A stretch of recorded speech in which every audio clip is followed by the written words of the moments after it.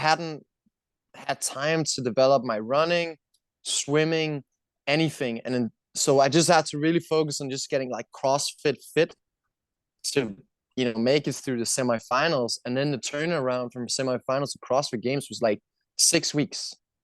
And Yeah. I would have shown up at the CrossFit Games, this exact same athlete as last year, pretty much. And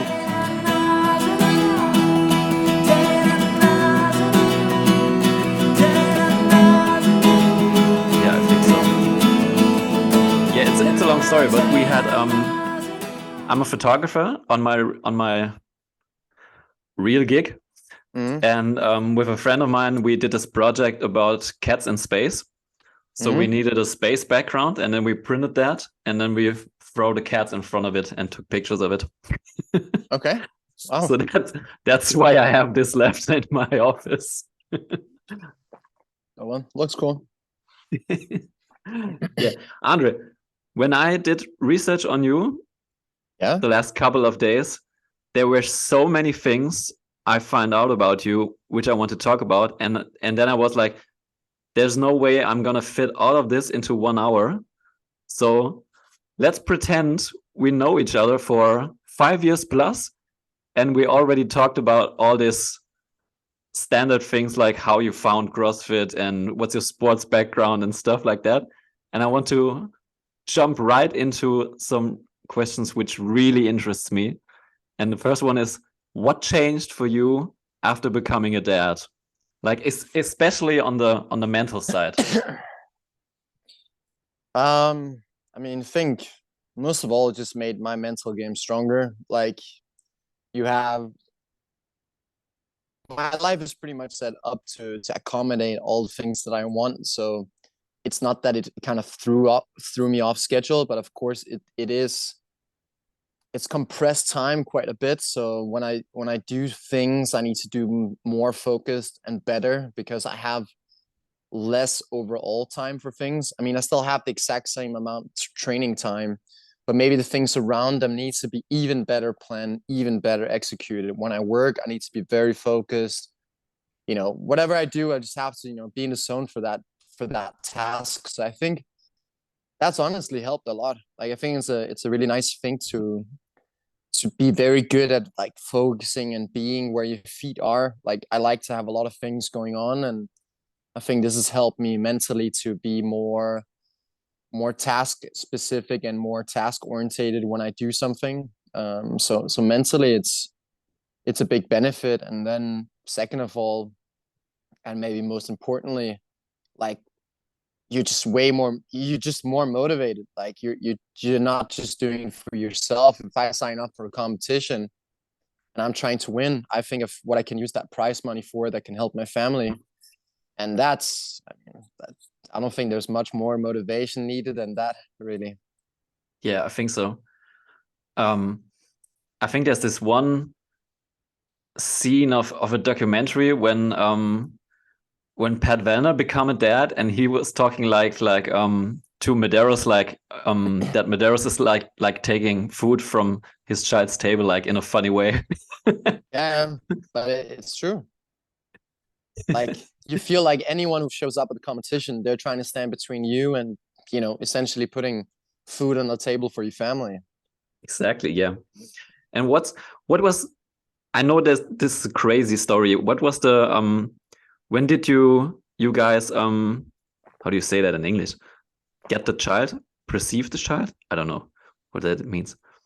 What was the crazy thing about the timing? Yeah, I mean, so we always knew that we wanted to have a child, and there's a bit of age difference between me and my fiance. And so we decided after last year's CrossFit Games, we found out that I actually won money, even though I just finished 15th. And so basically we'd been trying to have a child for like 6 months, and it kind of went through once, but then didn't like go all the way through. And then, next stage was kind of like, we can continue for a long time and trying, or, maybe there's something wrong with one of us. We don't know. So after the games, I was just like, let's just go to a fertility clinic and get help with having a child. Even if there is nothing wrong, I mean, at least if there is something wrong, we'll discover it right away and we'll have a plan. And if there's nothing wrong, perfect. Then, then it's just easy and simple. And so immediately after CrossFit Games last year, we did that, and we kind of, because you can essentially time it if everything goes well, we timed it to be around May, but then there was a small obstacle that pushed that timeline, so that the timeline for the baby's birth would be literally like at the CrossFit Games or right before the CrossFit Games. So we didn't really know, if like I wouldn't leave before the baby would come. So we're just waiting like any day. And yeah, essentially she just came like 10 hours before my flight to America. And Wow.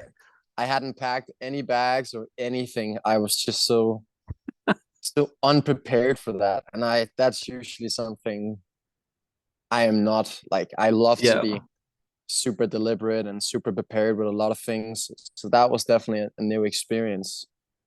Wow. Yeah.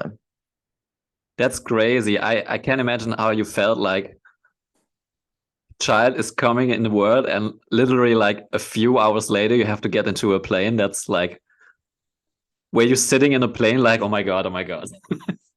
Yeah, I mean, I hadn't like slept for like at that point at least 2 days. Because we're at the hospital waiting for the baby to come. Yeah. So 2 days straight, I hadn't slept and I hadn't packed my bags. So I was packing my bags like 3 a.m. in the morning and my flight was at 6. So the baby came like 5 p.m. in the evening, and then I was with the baby until 3 a.m., drove home, packed my bag, drove back to the hospital, was there from like 5 to 6 a.m. and then 6 a.m. straight to the airport, and like, yeah, onto the CrossFit Games. I had actually messaged them to ask if it was possible to skip the check-in in case the baby weren't there and just show up for game day as long as I was there for event one start. And they were super flexible with that, which was really nice. They said we'll make it happen. So so that was good to know that was kind of plan B. If the baby would arrive the next day, I could push it 36 hours. So yeah, Wow. so that was really cool by them. Wow. Did you already like book the hotel or things, or did you just had to do it on the fly? Everything was booked in advance. I was just gonna put my mind to, and my fiance had said, you have to go. This is your work. This is CrossFit Games is something we work for so many years, and you can't miss it for anything. And I was more the one like, I'm not leaving until the baby's out. No way. No way. Also, because you don't want to leave your spouse, which is we didn't know like if it was gonna go smooth or not. Like maybe she's gonna have C-section or something, but the birth went so well. So that's also, it was calming to be able to leave from there. Yeah, awesome, man. And how was it? Could you like, once you were there at the games, could you just focus on being there, or was it like really difficult? Yeah, no, I couldn't. I honestly didn't really want to be there. Yeah, it just felt odd. I knew that, my family was having a hard time at home, and I was at the CrossFit Games. It just felt wrong, and my preparations due to the pregnancy, like the last month, had also not been very good, and I hadn't done any of my like pre-competition rituals. I'd forgotten half my stuff. Yes, it just felt so unorganized, and I was just not in the mental stage where I wanted to push myself or kill myself or so yeah, I'm not very proud of this year's CrossFit Games. I didn't really go to the dark place in any workout. I didn't. I just couldn't go there. Didn't care enough, and I am just the person who has to care enough for it in order to, unlock, let's say, like that next gear that you need if you want to do well at the CrossFit Games. Yeah.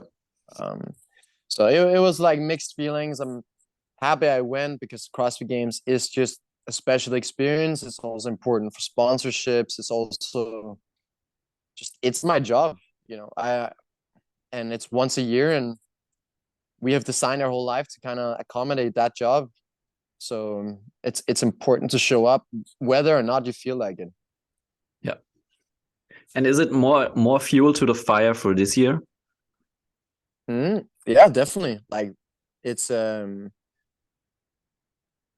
yeah, I mean, it's just super motivating having a little girl, and yeah, I mean, the motivation never really wavered, and I think there's a lot more motivation now that I have a child that I want to be a good role model for. And but I mean, this season is gonna look a little bit different because I'm going team this year. Oh, really? Man, but it doesn't change the motivation or the drive or the training. It's just it's a different type season. So yeah, so this year's gonna be a little bit different. Wow. So you plugged a follow-up question I have, because I watched this podcast where you went on. I don't remember the name, but you said on that podcast that you gonna do this season, you're gonna do something which not a lot of people gonna expect from you, to be even better prepared for the 2024 season. And I was like, so, oh man, what is it? And is it going team? Yeah, exactly. So there's a lot of things that goes into that thought. I mean, one of them was I didn't really know what to expect when you have a child. Like I said, we have set up a life that is designed so that it could fit and doesn't like influence, you know, training.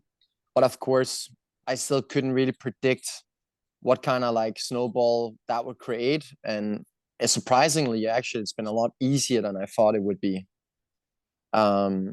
So one reason is that I didn't really know what to expect in that sense. And if my goal is to finish top 10 or higher at the CrossFit Games, I can't really have a chaotic, like a year full of chaos and then expect to go and do that performance.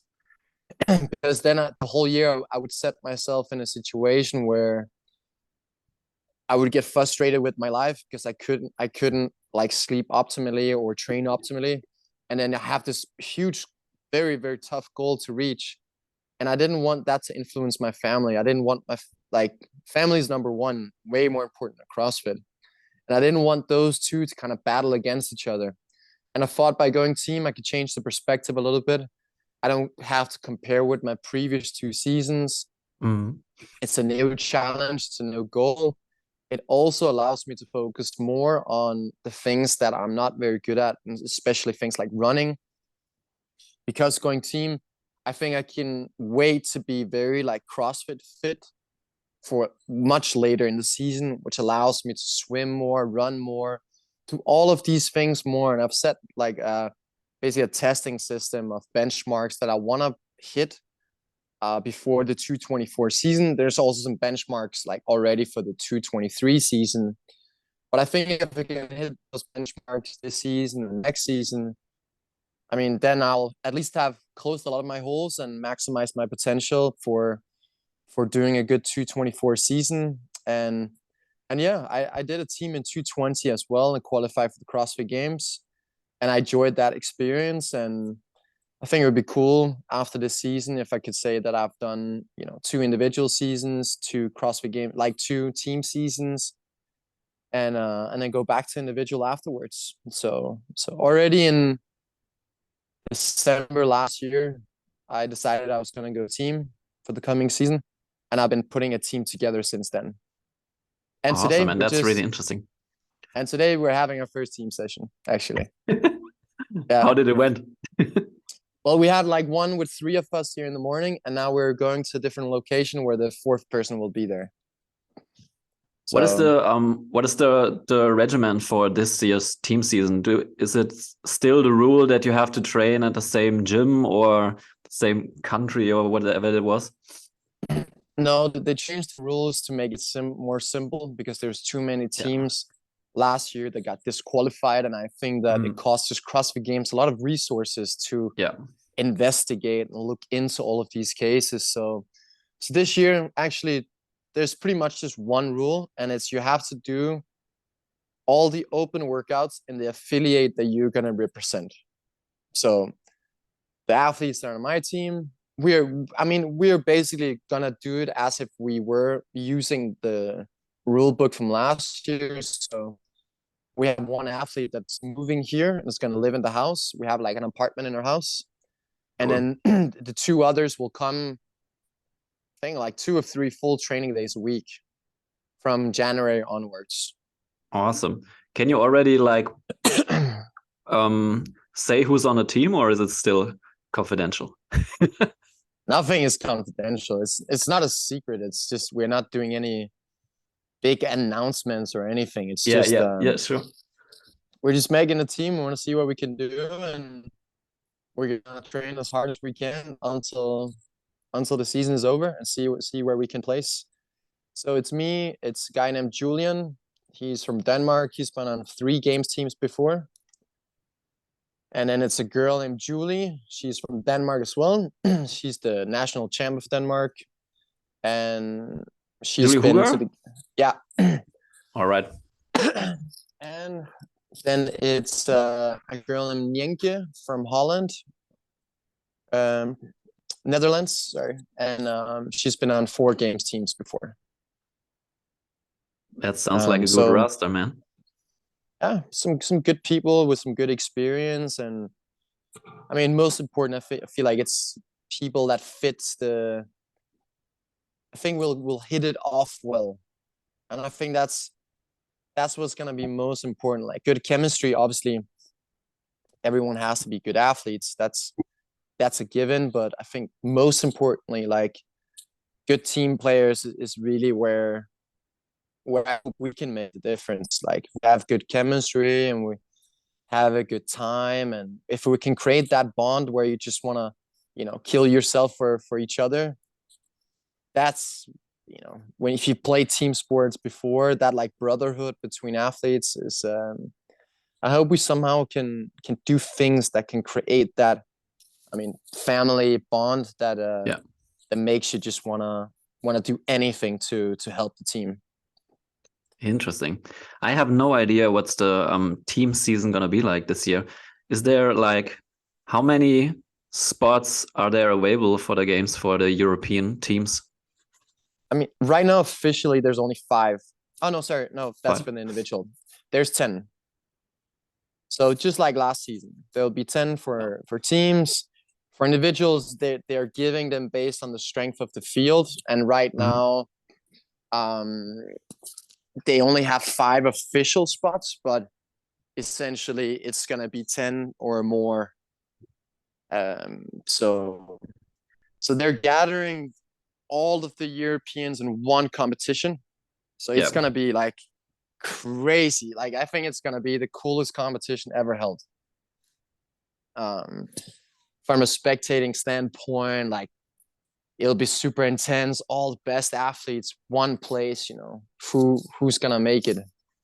That's gonna be insane. I've thought about that a lot, and it's like regionals, but like 2 regionals combined. Like, yeah. The only thing that's really gonna insane. be strange is like the podium ceremony. Yeah. How are you gonna build a podium with 10 people? It's like a huge tower. Yeah, it's gonna be like a cheerleading squad, like built on top of each other. Yeah. Are you a little bit of bummed that you're not gonna be competing at that competition then? In individuals? Yeah, you are, but like in the individuals. No, I'm just 100% committed to team this year. And then I just only focus on that. Like, so since I've committed to that, then for 1 year, I don't care about the individual competition. I just want to analyze the teams from the past years and just go all in on maximizing our chances. I don't want to waste any time on like, and then as soon as next season is over, then, forget about team, focus on individual. That's the plan, and you should stick to the plans. What does the landscape look like?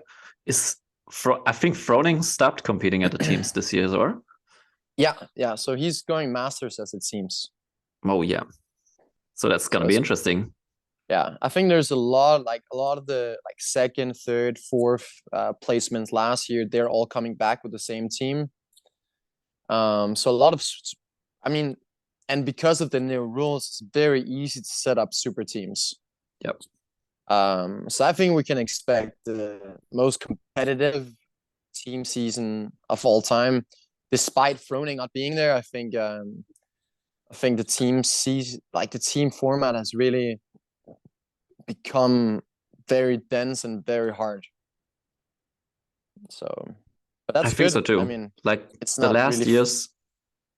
Sorry, I think so too. The last years were really like, even for the spectators, like in the early days, I wasn't really like interested in teams. Even when Froning moved there, but the last years it's went really interesting. Like, and even like you said, like individuals like going there for 1 year or more. Like, I think it's really interesting that you like analysts or people from the outside, they typically say, oh, maybe that's a wasted year.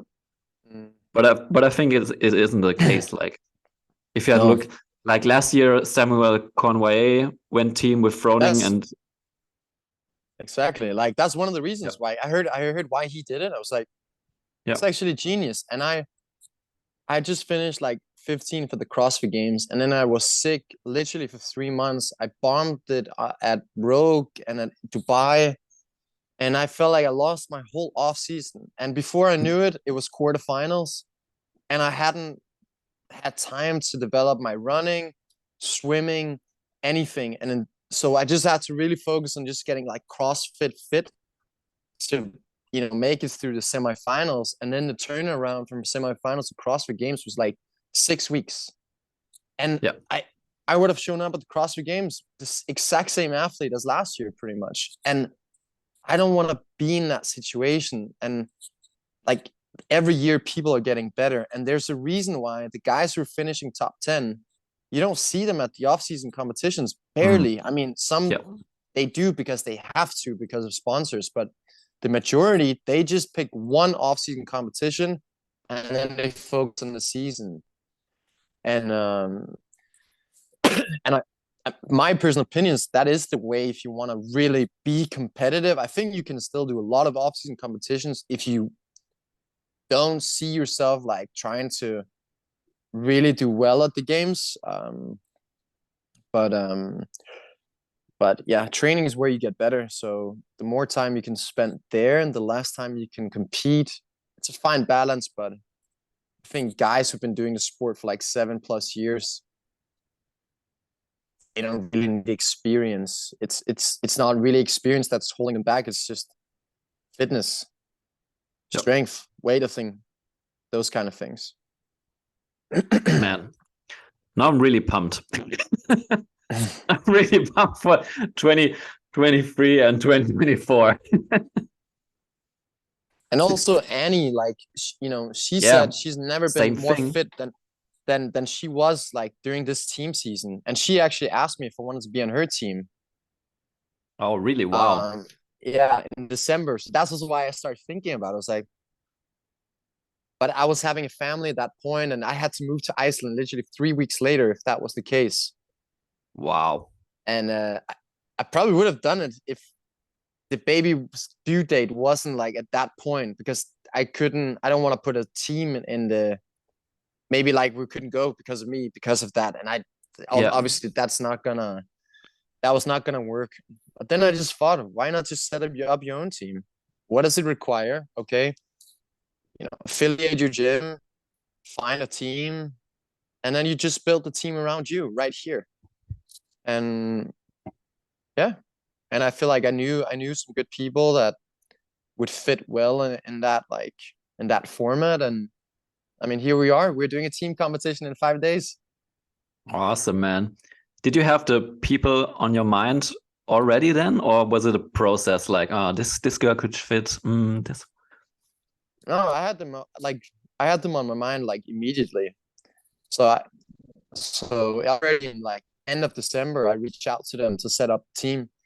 And there was some like problems, a little bit like gym politics and stuff like that came in the way of setting up the original team that I have thought about.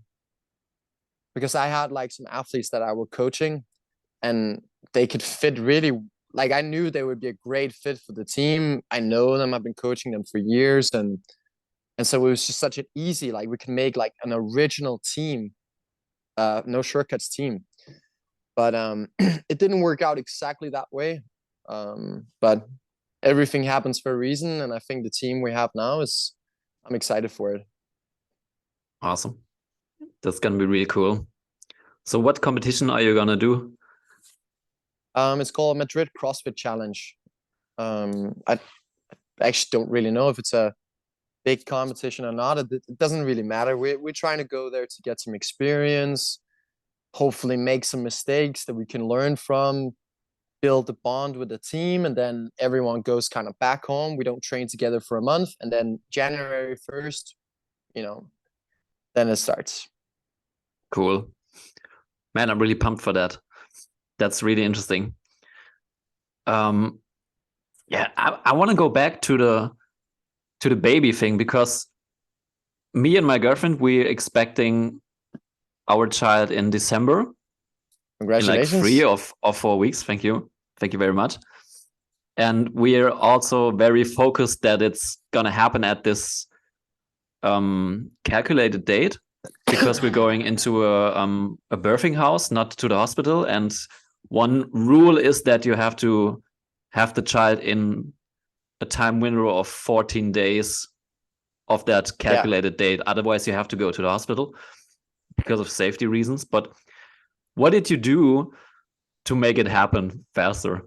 Were there things you tried out, or did you just wish for the best? Like there's something called like Bosu technique, I think it's called. It's like where you put like a towel around the hip of your spouse, and then you stand in front, and then you kind of like rotate the hips, so kind of like it creates movement in the hips, and that really helped a lot, I'm not gonna lie.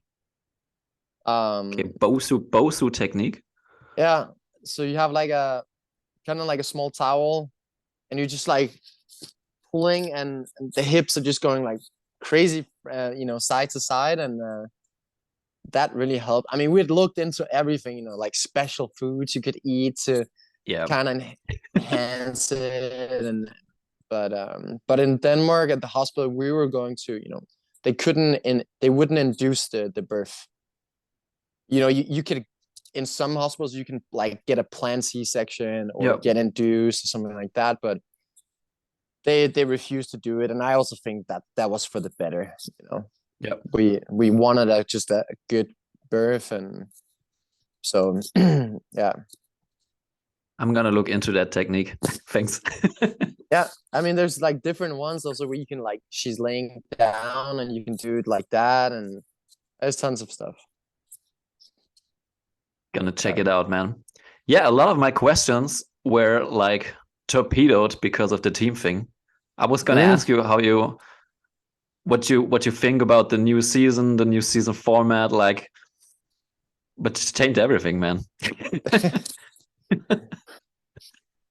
So what is the goal for you guys? Do you think about like, let's get to the games, have this experience, and see where it took us, or do you have the feeling like, oh, we're gonna get some medals?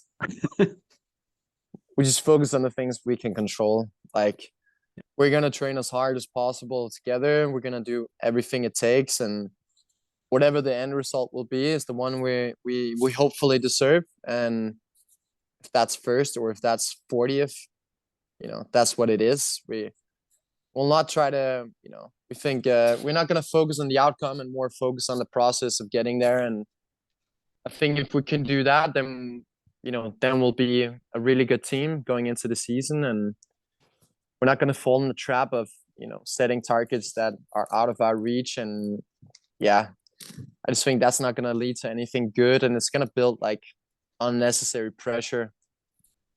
And sounds healthy. And we've been talking a lot about that. Everyone is on the same page in terms of they're all in on this season. Everyone has promised they're going to do everything they can in order to maximize this team's potential. And so I also hope that that can help us, like if conflicts happens inside of the team, you know, we're all gathered around the same goal. We want to be the best team possible that we can be, us four individuals, and any conflict is not big enough to disturb that goal. Like we're trained going very fast forward, and we're not going to stop at small roadblocks. We're going to keep pushing forward, and so it's going to be really interesting, like with the team dynamic. And yeah, it's I'm really looking forward to the challenge. Also, I run a CrossFit coaching company, or essentially for CrossFitters, called No Shortcuts Training, and I also think it's a really good chance for me to improve my like leadership skills, and not because I'm the leader of the team, but simply just being around other human beings and how we can solve problems and listening to each other, and yeah, those kind of things I'm looking forward to, because I feel that's something that maybe I'm not naturally very good. I mean, I think I have some like good leadership skills, but I also think that some of them are not good for some people. Some of them can be very black and white, and that doesn't really work for everyone. And I need to be able to be the kind of person who can take on any type of personality and communicate with them and get the best out of them. Interesting. Yeah. But you played American football in your background, so you have team experience, I think. Yeah, and I've been the speaking captain on all teams I've ever played for, in all sports I've ever done. So I do like team sports, and I do like that pressure, and I feel like it just makes you better. When certain people have expectations for you to carry, sometimes, it just forces you to be tougher, be stronger, be fitter. And I think that's just an awesome pressure. And I hope we can instill a culture where everyone is looking to pull each other up. Everyone is willing to hustle when we need to, and everyone, when somebody's down, someone will have to be stronger to pick them up and help them through. Yeah. Are the margins for error even smaller at team competitions in CrossFit? Yeah, I think like small errors cost you everything on team, and they're very big difference makers. Like I've been watching all the semifinals and all the CrossFit games from like the past couple of years for teams, and it's very clear that the teams that often win most of the team dominant workouts, it's just the teams that just have their communication dialed in so well. They know each other. Like they don't need to communicate when to pick up the worm. They have the count going. Nobody needs to say ready, set, go, or are you good, or people can just look at each other. They know. And I know that that's why we also need to train together for many months to come, and we can't just wing it. Yeah, so. I think so too. Man, awesome. Like 3 people from Denmark and 1 from the Netherlands. Yeah.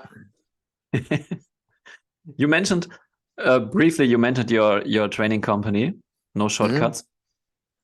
Are you like really proud seeing your prodigies? Like I had Mats Sibis on. He's on your program, I think. At least he was at the time. And then he made the semis. Are you like really proud of these people, like making it to the further stages of the competitions? Yeah, super proud. I mean, Mats has been on for a long time. He has a little hip issue, so right now he's doing more like prehab focused stuff. But but it's really cool to see a lot of our athletes excelling. We have now pretty decent roster of athletes that are doing pretty well at large international competitions, and I think we'll will hopefully see that growth. Like coaching is definitely like my biggest passion. My athletic pursuit is definitely number one right now, but that's because I know that there's a time limit on that. Maybe, the next 5-6 years I can focus on that. But after that, I'm all in on coaching. Like I put all my money into, building the company and building the office, building the team. Like we spent like 80,000 euros just on content in the last couple of years. And yeah, we're really gonna do everything it takes to build. I mean, the goal is to have the best coaching organization, not necessarily the biggest, but the best. And what is the best? That's for us to define, I guess. But so that's pretty exciting. Yeah, I really like that perspective, and that you even be like, of course you're focused on your individual career right now, like you said, but you also have these thoughts, oh, going team will help me be a better coach and do better in my training company. So you already have these thoughts in your mind, like way back then. It helps me be an individual, but it also will help me like at the company later. So I really like that. I try to think long term with every decision, really. And yeah, I think that the thing that I'm most like, I'm pretty lucky because I love coaching, and that allows me to go further into my individual career, into my like CrossFit career. I find, because the day I hang up my Metcons, I have a huge passion that's right ready to take over 100%. And it's every year I compete, I get a lot more experience, a lot more knowledge in what it takes to be an athlete. And it's very difficult to make a good CrossFit program if you haven't put your body through it. And I mean, I still make mistakes on this. Like I still underestimate or overestimate like sometimes workouts. And even with having done programs for like 5-7 years and training 8 years, so I think it's just nice, because I think for a lot of people, it's a question of when they're done with CrossFit, then they need to start the education and they're going to go into a completely different field. And I think I would feel pretty stressed about that situation. If I wanted to be a dentist and by the time I'm 34, I'm going to start becoming a dentist, I don't know, that for me, that would be pretty late. And luckily, like by the time I'll be done, it's only propelled the company forward, and it's maybe not driving the company as much forward as I wanted right now, because I can't spend as much time on like educating myself further and having more clients. Like I only have 2 individualized clients, and the rest is just a generic program. But it also forces me to build other ways of mastering time, building a coaching team that can do things how I like it and how I see it and with their kind of point of view on it. And so yeah. Do you think that's like a perspective or yeah, like a way of doing things, because you're not old, but for a competitor you're like not the youngest. So do you think that's because of that? Because of age?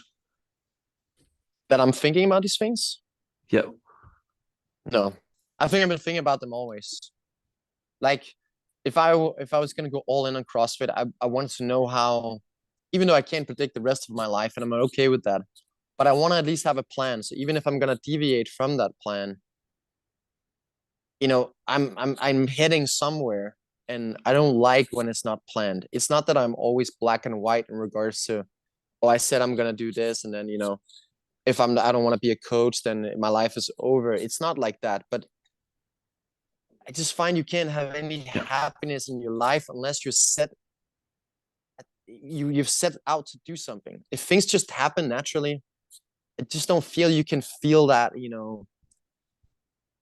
happiness. Like when I qualified for the CrossFit Games, I've dreamt of that day. That had been a goal for many, many years. So when I unlock it, it's amazing. But if it just happened, like I turned out to be good at CrossFit and I showed up competition, all of a sudden I made it to the games, it's just like, oh, that's cool. But it wouldn't give me that gratification that it's done now. That's the gratification I'll take on the rest of my life. Plus, it will give me the drive to next time I set out a goal, I've already done something that I completed. So I will be even more, confident that I can get the next goal as well. And yeah.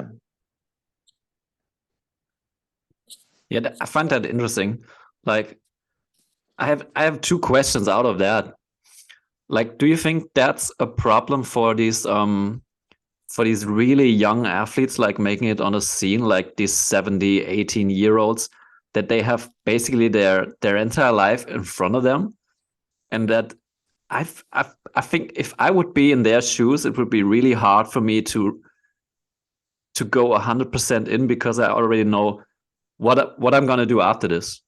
Do I have to like study next to competing, or do I have to get a job next to competing? Like, it's really difficult, I think. Yeah, I mean, it is for sure. Just anyone in that age, they go through so many things, like so many big life decisions are made in those years. And I think, there's a lot of opportunities coming out of CrossFit now. Even if you don't want to coach, you can be so many other things within the industry. So I think for those younger athletes, there'll be plenty of possibilities. And if they really love CrossFit, there are many things you can do still within that kind of space. And I also find the education is perhaps changing a little bit, like where we used to have the very rigid, you have to take this bachelor and then you take this master. And even though you're not really specialized in anything, that's kind of the buy-in for you to get whatever job. But I find nowadays you can get pretty far without those things, and online courses, mentors, you can do online schooling, you can do a lot of things still, to move forward. And if you have a strong network, I think you can open the doors without having to have 6 years of education. And essentially, the way I look at it is like, if those doors you want to open are locked because you don't have 6 years of education, then you just build a different house and you make the doors. You know what I mean? Like, if like, that's kind of how I look at it. If somebody said, Andre, you can't work for the national team of soccer because you don't have 5-year education in sports science, even if that education isn't that like incredible, then I would probably just make my own company that is specialized in soccer strength conditioning, and I would do anything to bring in specialists or people that have that education, and they could just work for me. And I'd learn everything that I need to know from them, and I'll build a huge brand around it. And then, those, I could probably still work with those same players in their off season, even though I didn't have the criteria, but I created the platform, and then I could just bring in the coaches that do have the criteria. You know what I mean?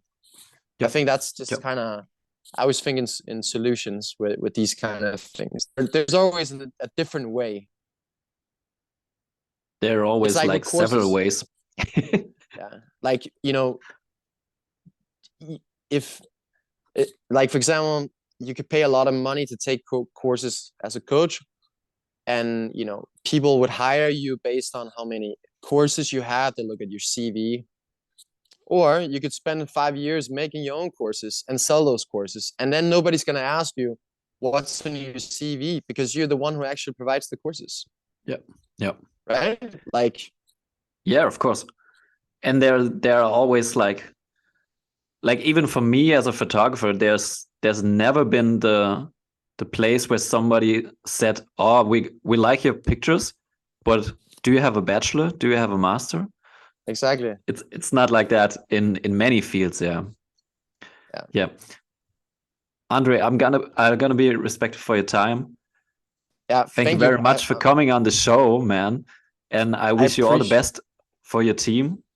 Thank you so much. And I really appreciate you taking the time. And I'm very sorry that I had to cancel last time. No worries, man. No worries. Just a lot of things up in the air happening. Yeah, mate. No worries. I had to get my cat to the hospital anyway, so it's still okay. Wasn't that big deal? Yeah, he's fine now. Okay, good. Nice. But Andre, I have a speed question at the end. So I'm just gonna give you a question and you answer as fast as you can. Cool. You ready? Yeah. Snatch or clean and jerk? Clean and jerk. 5K row or 100 burpees for time? 100 burpees for time. Ooh, man. Fraser or Froning? Froning. Some fruit or no sugar? Some fruit. Nike or Reebok? Nike. Tia or Iceland? Tia. And the last one is a German trick question. I don't know if I can translate it. Lieber Arm ab als Arm dran. What does that mean? It means, like, in German, the word for arm, your arm, and being poor is the same word. Okay.